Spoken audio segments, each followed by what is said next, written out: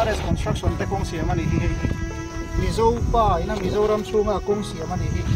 Mizoram sarkar pon min lo fiat saksela kan duai hi kan PWD minister pon lo her ose e etianga kong siam hi alung oi thak lo ain musik thak VRS construction hian an siam that hiam lo mon siam thadu lo mon i chuan he kong hi siam chun tom to su se kan i rum ji ve zelang siam zo to po in tiula a that lo chuan in kan rum ji zelang cheu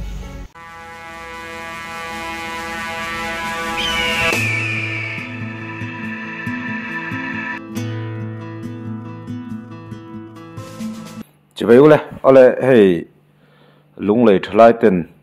kong puin en dik na video mo luang mol to vai sam lung lei district mi kha a video viral kha kan lo mu theu toi darin oma an siam che em ya PMGS way atanga kong siam ania a contractor po kha mizo pa ngai ani khamo kha lung lei thlai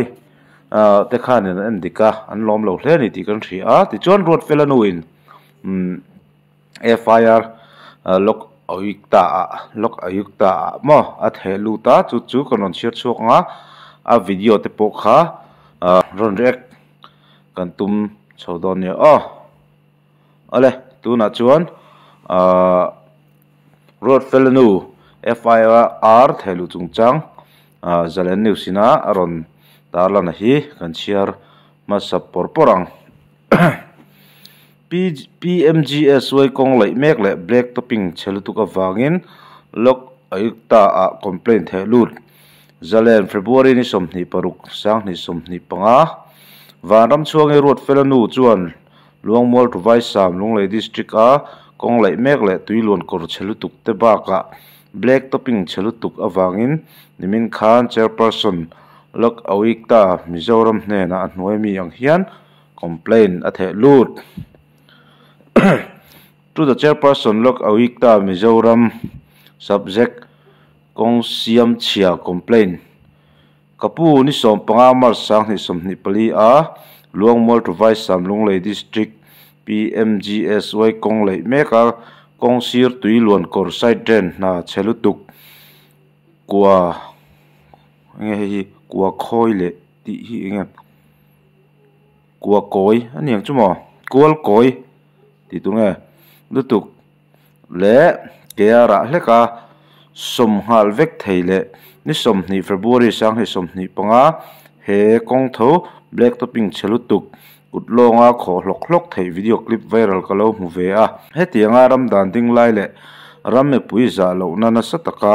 amo phurtu contractor VRS construction zo nuam aizol le lunglei road division 2 lunglei Mizorama ho tulu berte until ti sulanga rem ani ngei theinan dananga mal turin kangena che PMGS way sum manga lei luangmol to vai sam kong chia thalak video clip le he kong leya information poimo RTI dan manga kan dil chuak koron thil tele irin plak vanram chuangi chaltlang do kon mobile number tar langa ti chuan road felanu hian PMGS way suma luangmol to vai sam kong lai mek RTI dan manga adil te po anti corruption bureau masnili sang ni somni pali khan FIR alo the lut to a mero chu SCB hian a FIR the lu chu vo in thleng hian an malak na thom a hriat lo awang le luangmol to vai sam kong tho black topping kuta khok hlok thaya chia February somni sang ni somni panga a video viral nen lok ayukta hian complaint athe lut ta jok ti asoi ti zalen news hian aron tar langani ti chuanin eng ti chi inge kong chu a chiata eng ti chi ingen siam ti te kha a video ron en pa in ron react kan tum chawdon ne feel hoi hei tu na hianin chita kutin khok tok ma ya thalai polte vai samoi me an kong siam enin kan kala vai samoi me la chithar we me ten me lo dong song ani hei tu na in mong hian hei an kong siam ve hi kan khok thei ani awahan pan mel reng bok me male on kong siam chu cú tan khổ thấy bác khi anh char lâu tiếng riết ngồi ngồi trên phọc lọc lúc gặp bắn này lê mấy bọc mà lúc này trở lại po tây công khổ trên cần nia tin huang hiền hay lúc này trở lại po tây công khổ trên cần nia công siêu tôi là contractor VRS construction. VRS construction này chứ lúc Mizoram Zon niệm. Aizon zone nuam VRS construction te công siêu mà này Mizo pa ina Mizoram sunga công siêu mà này hi nia hay nên ula nuôi hi vai vutania nuôi xem file lo hian thì hian ang nei ve ni nuôi xem file lo le ni ba hian thì hian a khok tàu urman hei hi motorin rap sela emorai lo te ro tui pot la sela a chele ngal don tinania chu vai nei hi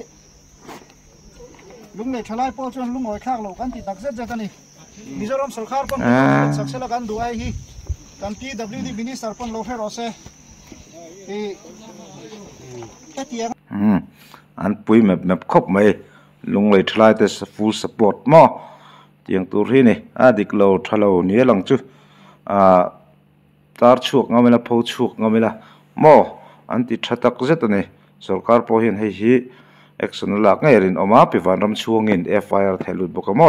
lok ayuk ta a mong chon man langa action la ngai po arin omani angel photeng siam hi alung oi thak lo ain musik thak VRS construction hian an siam that hiam lo mon siam thadu lo mon i chuan he kong hi siam chun chom to su se chom to lo turin lung le thalai po chon kan dua VRS construction te hianin he kong a hian siam that hiam lo mon siam thadu lo chuan siam chun chom to su se an ti mi mai lung le thalai te an bon khop mai siam an tianga chia chun siam chun chom an ram ti don lo ni chu an enula hei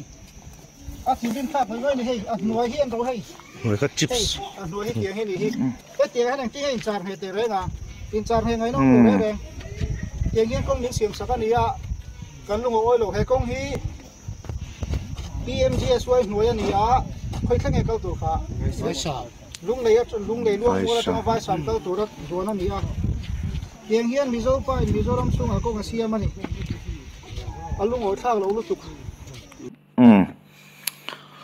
media te chak to mo tun ma angot kha ni thei to la contractor te po na uluk angai anin chui chat video in approve na nen thilan nei thlap zel mai to si a contractor te po lep nem lu tuk tum te mo lep treu tum te kha a thei to bik lo ani a chan chu media atian an ti chok zung mai ming chia ta all dot em mai ni ti hi hriat renga chu wang chuan kan contractor te sarkar hianin ei tur chin chu aruam han sak ve thoin arin oma ei nei lo top chu tu man na hian thok pe bodon lo ma se over u chuk lu tuka ei tu man na an ti chathin lu tukhi tun ma in ti mai teng media chakma ten anna sathin khatiang ang khatun la chun har sa to ani lo kan tilui ni chun khoi kil ami deu poni se aron lang chuak zung mai thina ei hi thai to patha ei nei box si ei chechuang bik si lo ei thatho si na thasia kan tho thiam hi poimo tak zet to in a hriat om chuti lo chu hei informal pho ol tuk to mai ti hi kan hriat a tho me en chun zom le phodang ti wangi na siam thadu lo ni chuan siam to lo se kan do lung le thalai po chuan ama ro chu ti thadu ni a ti thadu na ni chuan thata in kan ton pui thei kan ton pui du ti po kan soi du po ka cái tiếng mấy hi chuan kong siam to lo mani ram chunga le hal a za thak ro ngai lu chuan kan state sarkar po hian tu nei tu te po hian min lo ngai poi mo saksela e u ban te so lama a tu da na in action po min lak sak ro se cái tiếng mấy hi chuan in kan in zui zelang Cái hi. cái lại po ni om khom kan ni tin lo khadon nia Om cái lại hi vai sam lại chỉ thar ho kha den. Ti siết sak. View ze la khan she do wa. Amaro su hei she tu na di lo kan ta tu na nia. Di pui ta tu na nia. Khok do di la a thu di hanin a kho theng ti ve tu. A thiang leng mai hei. An ti da na hi. Ka tiang a hela thin rim thak thin su kan siết lo na te hei. Ka tiang bang khanin contractor hian na thon chinga. Cái này chuan in kong kat lo khok ve fo to a ti hian hi a chiang renga chu kum khat chu soi lo hei voin ni an kho atanga nimin an ti ni ta se voin po dai lo ti na nia ha ti mai mai in ti hi chu adik lo kun thang thanga ti khanin viral selangin sarkar foi tu te pon ria se PWD pon lo ria se hi chu i atul da nangin ma kan lang adik lo cái này ôm gì về xe lang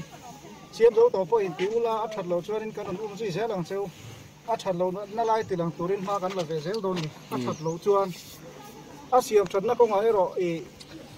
in ti thật đuôi này in ti thật đồn này ma anh đang tắc cái là đồn này chuan lúng lệ thay po chuan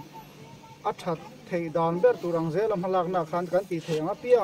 còn quy châu rồi cái này huống mình thì không nên nói thật đồn nha ale lung le thalai te an ti thatak zeta hei